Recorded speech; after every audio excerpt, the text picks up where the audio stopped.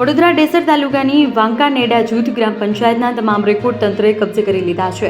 વિકાસ કાર્યોમાં ગંભીર ગેરરીતિની શંકાએ કાર્યવાહી કરાઈ છે. ગ્રામજનોની ફરિયાદ બાદ જિલ્લા કક્ષાની તપાસ ટીમની અચાનક કાર્યવાહી કરાઈ છે. મહત્વના દસ્તાવેજો ગાયબ હોવાની રજૂઆત થઈ છે. કાગળ પરના કામ જમીન પર ન હોવાના આક્ષેપ છે.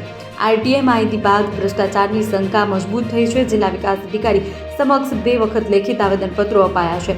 રેકોર્ડ કબજે કરવાની કાર્યવાહીના મામલો ગંભીર હોવાનું ફલિત થયું છે.